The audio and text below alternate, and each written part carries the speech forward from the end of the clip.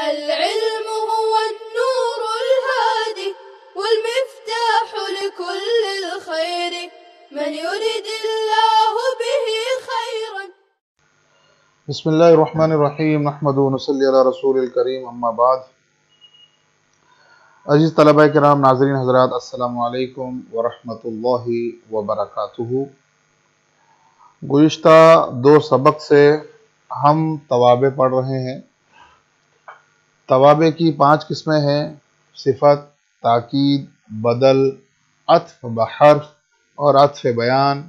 ان 5 قسموں میں سے ہم 2 قسمیں صفت اور تاکید پڑھ چکے ہیں. آج انشاءاللہ توابع کی جو تیسری قسم ہے بدل، ہم اس کو پڑھیں گے. بدل کے مطبوع کو مبدل منہ کہا جاتا ہے. جیسا کہ صفت تابع ہے اور اس کے مطبوع کو موصوف کہتے تھے، تاکید تابع تھی اور اس کے مطبوع کو مؤکد کہا جاتا ہے، تو اسی طرح بدل یہ تابع ہوتا ہے اور اس سے پہلے ایک لفظ آتا ہے، ایک اسم آتا ہے جس کے بدلے میں یہ آتا ہے، تو اس کو کہتے ہیں مبدل منہ. اور مبدل منہ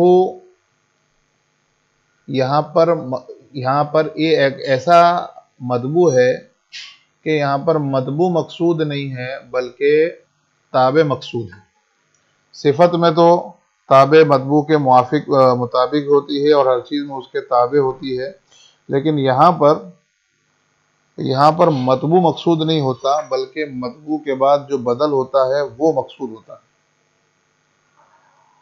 یہ تھوڑی سی بات الگ سی ہے جو بدل میں ہے. تاکید میں بھی مؤکد مقصود ہوتا ہے اور تاکید صرف اس کی اور وضاحت کے لیے آتی ہے، اس کی تاکید کو شامل کرنے کے لیے آتی ہے، اس کی نسبت کو ثابت کرنے کے لیے آتی ہے. صفت جو ہے اپنے موصوف کے بارے میں بیان کرتی ہے، لیکن بدل ایک ایسا تابع ہے جو نسبت سے خود مقصود نہیں، جو نسبت سے خود ہی مقصود ہوتا ہے، یہاں پر مطبوع مقصود نہیں ہوتا. اسی لیے اس کو بدل بھی کہا جاتا ہے کہ بدل کر کوئی بات کہہ دی جائے. یہ بدل اس کے نام سے واضح ہے. آتے ہیں اس کی اصطلاحی تعریف. بدل وہ تابع ہے جو نسبت سے خود ہی مقصود ہو، مطبوع مقصود نہ ہو. مطبوع کا ذکر صرف تعارف یا وضاحت کے لیے ہو، جیسے جاء زید اخو بکرن. اب اس مثال میں اخو بکرن یہ تابع ہے اور زید مطبوع ہے. یہاں مقصد بکر کے بھائی کے آنے کی خبر دینا ہے اور زید کا تذکرہ صرف اس کے تعارف کے لیے ہے کہ لوگ جانتے ہیں کہ یہ بکر کا بھائی ہے، لیکن اس کا نام پتہ نہیں تھا. تو جاء زید، زید آیا. کون زید آیا؟ اخو بکرن، ارے بکر کا بھائی آیا.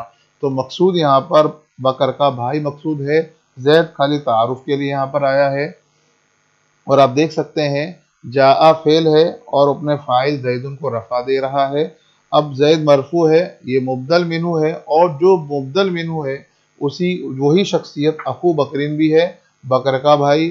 اور لیکن اخو جو ہے اسماء ستہ مکبرہ میں سے ہے، اسی لیے یہاں پر رفع جو ہے یہ واو کی شکل میں دیا گیا ہے. زید مفرد منصرف صحیح تھا تو ضمہ کی شکل میں رفع آیا، ضمہ کی شکل میں. اور اخو جو ہے یہ اسماء ستہ مکبرہ میں سے ہے، اسی لیے یہاں پر اعراب آیا ہے واو کی شکل میں. اب بدل کی 4 قسمیں ہیں.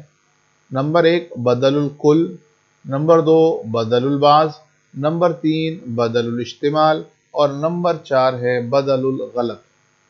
اب ان کے نام سے ہی بہت ساری چیزیں واضح ہو جاتی ہیں کہ ایک جو مطبوع جو اس کا مبدل منہ ہوتا ہے اس کے بعد جو ذکر کیا جاتا ہے مقصد وہی ہوتا ہے.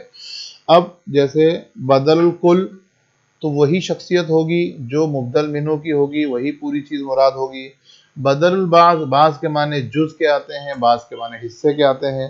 یعنی بدل البعض میں یہ ہوگا کہ مبدل منہ جس پر دلالت کر رہا ہوگا، بدل البعض اس کے پورے حصے پہ نہیں، اس کی پوری شخصیت پہ نہیں، بلکہ اس کے کسی حصے پر ہوگا. بدل الاجتمال میں مبدل منہ کے بعد آتا ہے اور مبدل منہ جس چیز پر دلالت کر رہا ہے، پھر اس کے بعد بدل الاجتمال آیا. تو بدل الاجتمال میں ایسا بدل ہوگا جو مبدل منہ کا نہ کل ہوگا نہ جز ہوگا، بلکہ اس سے تعلق رکھنے والی کوئی چیز ہوگی۔ بدل الغلط یہ ایسا ہے کہ صحیح کچھ غلط بول دیا اور غلط بولنے کے بعد اس جملے کو، اس لفظ کو صحیح کیا، تو یہ پہلے غلطی بول دی تھی تو اس غلطی کے بدلے میں دوبارہ لفظ بولا گیا تو وہ بدل الغلط ہو جائے گا۔ یہ ایک عام مفہوم تھا جو سمجھانے کے لیے بیان کیا۔ اصطلاحی تعریف دیکھتے ہیں۔ بدل الکل وہ بدل ہے جس میں بدل اور مبدل منہ کی دلالت ایک ہی چیز پر ہو رہی ہو، جیسے قال نبینا محمد صلی اللہ علیہ وسلم۔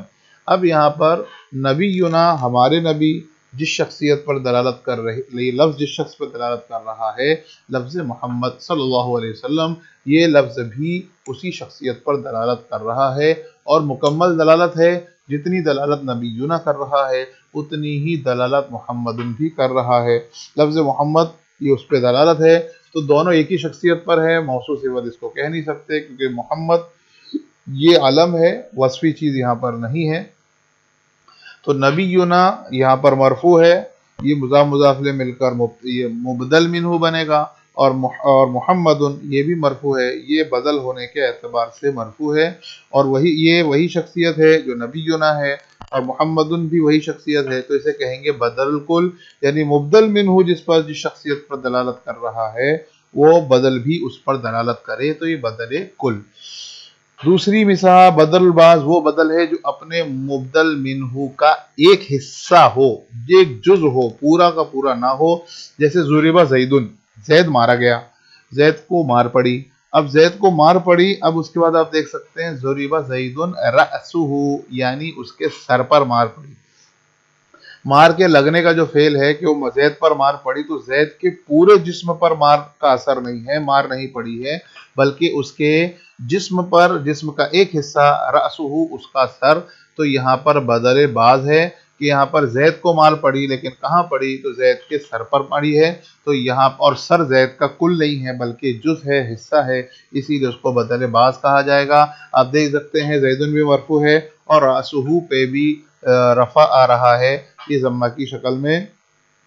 بدل الاجتمال وہ بدل ہے جس کا مبدل منہ سے کوئی تعلق ہو، کچھ تعلق ہو، جیسے سلب زیدن، زید چھین لیا گیا، زید کو چھین لیا گیا، یعنی اب آگے آیا ثوبہ، اس کا کپڑا چھین لیا گیا، سلب کر لیا گیا، یعنی یہاں پر زید کو نہیں چھینا گیا بلکہ، اور جو ثوب ہے یہ نہ کل ہے نہ جز، نہ کل ہے نہ اس کا کوئی حصہ ہے بلکہ یہ مستقل ایک الگ سی اس کے تعلق رکھنے والی چیز ہے۔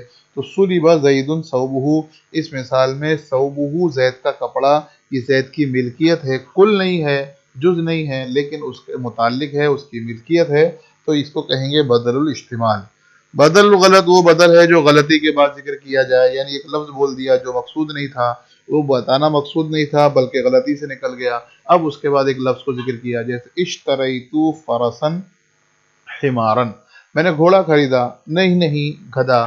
تو اس مثال میں آپ دیکھ سکتے ہیں کہ فرسن کا جو تلفظ ہے وہ غلطی سے ہو گیا، اصل تو حمار ہے، تو حمار یہ بدل ہے اور فرسن جو ہے یہ مبدل منہ ہے، لیکن یہاں پر غلطی ہو گئی تھی اور غلطی کے بعد دوسرا لفظ لایا گیا تو اس کو بدل غلط کہا جائے گا، اور یہ منصوب والی نصب والی مثال ہے کہ یہاں پر فرسن مفعول بھی بن رہا تھا اشتریتو کا، تو بدل جب حمارن آیا تو اس نے بھی وہ بھی منصوب ہو گیا، یہ تابع ہونے کی بنا پر۔ تو آج کا سبق یہ ہوا کہ بدل مبدل منہ کے بعد آتا ہے لیکن یہ خود مقصود ہوتا ہے، اس کا جو مطبوع ہوتا ہے وہ مقصود نہیں ہوتا، اور بدل کی 4 قسمیں ہیں: بدل کل، بدل بعض، بدل اجتمال، بدل الغلط۔ بدل کل میں مبدل منہ اور مبدل ایک ہی چیز ہوتی ہے، بدل بعض میں مبدل منہ جو چیز پر دلالت کرتا ہے، بدل البعض اس کے کسی حصے پر، اس کے کسی جز پر دلالت کرتا ہے۔ بدل اجتمال میں مبدل منہ کی نہ ذات مراد ہوتی ہے، نہ کل نہ جز، بلکہ اس سے متعلق اس کی ملکیت مراد ہوتی ہے۔ اور بدل غلط میں غلطی سے کوئی لفظ بول دیا گیا، اب اس کو تصحیح کرنے کے لیے کوئی لفظ بولا جاتا ہے تو بدل غلط کہا جاتا ہے۔ امید کرتے ہیں آپ کو یہ سبق سمجھ میں آیا ہوگا، انشاءاللہ آئندہ ملتے ہیں عطف بحرف میں۔ السلام علیکم ورحمۃ اللہ وبرکاتہ۔ السلام عليكم، لا تنسوا الاعجاب بالفيديو والاشتراك في القناة. تشجيعا لنا لنستمر بنشر المزيد إن شاء الله.